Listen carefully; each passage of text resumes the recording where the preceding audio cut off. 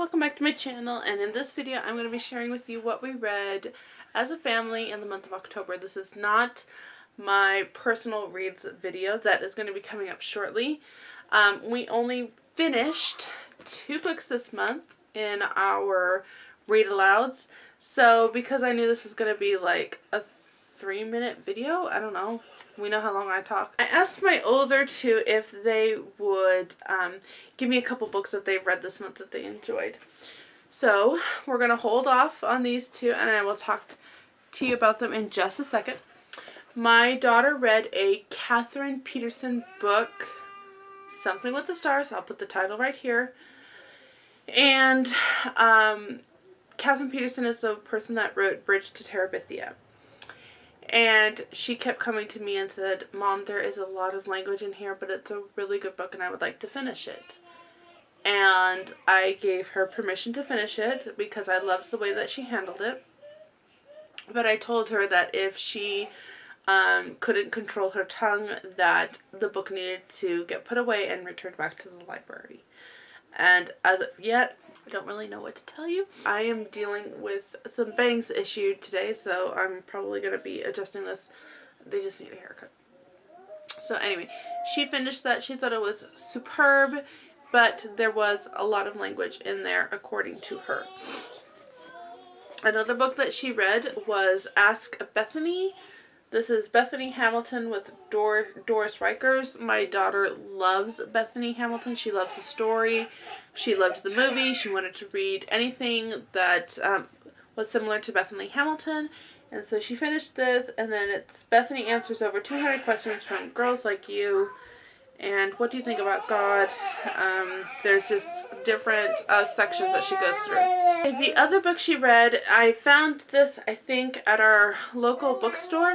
This is by Margaret Peterson Haydix, and this is called Running Out of Time. And when I was reading the back of it, I kept thinking of The Village. And she says it's very similar. They live in a place that's very old times, and they think they're I guess putting a performance on for people, but then they start getting really sick and the sick ones are going to be wiped out, and it's up to her to kind of save everything. So that's the basic gist of it for my daughter. It's very, I think, dystopian. So outside of The Giver, this would be her second dystopian book that she's read, and she thought it was so good. She kept coming to me and saying, "Mommy, listen to this." And so those are, when my daughter is coming to me and wanting to share stuff with me, I always think that is a really good review for a book. And this says it's ages 8 to 12. And so obviously it's up to this girl to save the day and save her clan. I also happen to know that she read all of the American Girl books that she could get her hands on. And her friend, I think, had most of them. So that was the other thing that she read this month or two. Or since the last time I made a video. Another one that my son read, now we're on to my son, he read 51 Sycamore Lane, or A Spy in the Neighborhood by Marjorie Wyman Charnock. And this is written by the same person that wrote Nate the Great, which my sons absolutely love. And so he really said that he really liked this. He found it funny. And it was a quick and easy read for him.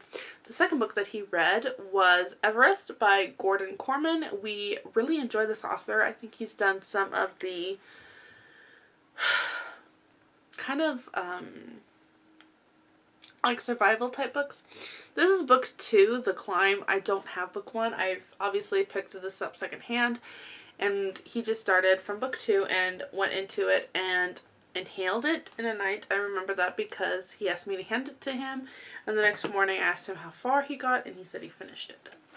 So, and then another book that he read was Sharkbait by Justin DeAth. This is a Usborne book that it had sharks in it, so I picked it up. You know, Bethany Hamilton and my kids, they're still begging to watch Jaws. No, not yet. So this is another one that he read and really enjoyed, but that's pretty much all I can tell you. I think with this one, Everest, they go hiking, or they go to climb Everest, and it's basically just kind of what you expect, like the survival to get to the top. This one's at the back says, then the unexpected happened and the climbing contest becomes a life or death rescue mission. No one is guaranteed to survive.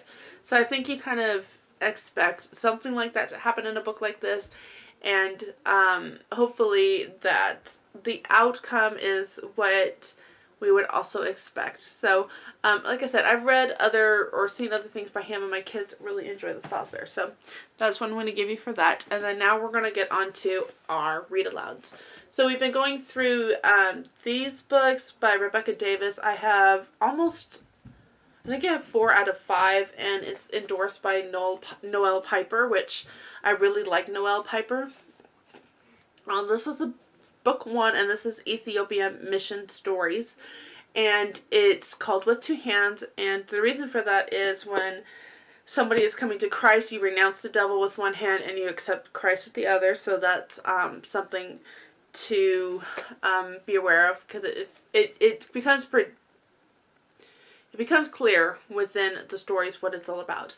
But these are the true stories of God at work in Ethiopia, and Rebecca Davis is a homeschool mother, and she kind of writes little blurbs in the back as to how she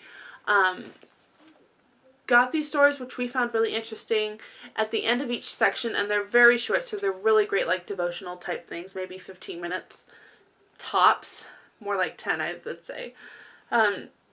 They have think further stuff that you can go to in the back. So we go into the back, and sometimes there are some questions regarding to the section that we read. What were the words of encouragement the Ethiopian man offered to his brothers and sisters who were being persecuted? Do these seem like encouraging words to you? How would persecuted Christians be encouraged by them? And then in the book of Acts, persecution made the gospel spread. And how does that happen? So there's just more food for thought. Honestly, we didn't use that as much as just the Ethiopian stories. I have 3 missionary books going on right now, and this is the one that was requested the most. Insofar as kid appropriateness, sometimes the missionary stories I know can be really difficult. They do talk a lot about the witch doctors of this tribe's culture. So I know that some people want to be a little bit more careful with that. So there is that you might want to be aware of. We didn't have a problem with it. It was just, I explained that this is the culture, this is what they believed, this is why missionaries were trying to help relieve the burden of some of the stuff that they were carrying because of this. And so it was pretty good. I probably won't keep the series when we're done reading them, though. So if you have a church library that has stuff like this will be great for that, so that people could borrow it and then bring it back.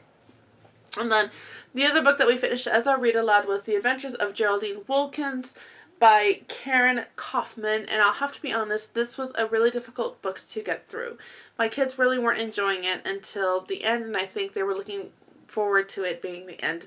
More than anything, each chapter is an adventure that Geraldine has. So it's like she's constantly waking up, being afraid, wanting to be adventurous, getting into a situation where she's afraid, and having to overcome it. And you're just like, it's just constant. Every single time it's this life-threatening thing. And she is a mouse, so, I mean, it would be understandable why this would happen. But I think it was almost too much. And it was a gentle start, and then it got, intense, and then it had a gentle finish. Now, I will say that when I was finishing up the book and I asked the kids, what was your favorite part about this? It was the fast pace that everybody liked. So each time I would pick up the book, there was something eager to expect, like something big was going to happen. So that being said, there's a mixed review for you. This author, I don't know if this is like, what is, I have a feeling that this is self-published. I have to say that unfortunately the author likes to put a lot of details in a sentence. And so she uses hyphens a lot, or breaks and comma. It was so redundant that I was just getting so tired of it. And so insofar as the writing style, there is a lot of that which kind of can make reading it a little difficult when she's in the middle of doing something and then it explains it and then she continues on in a sentence. And that was a little difficult for me. It's a really sweet story. It's very Christian-centered. They talk about big hands and she prays to God to get her out of these situations. So this is a Christian video. Because of that, I would like to get the name out there. I picked this up at a thrift store, but I do know that I had it in my Amazon cart for a while until I found it. So that's going to be it for the books that we read this month. I hope you enjoyed this video. If you did, give it a thumbs up. And if you would like to see more, go ahead and comment down below and tell us what your favorite book that you read this past month was. Or what book you thought was really interesting that we read and that you would like to check out for yourself. Thank you so much for watching. I'll see you next time. Have a wonderful holiday season.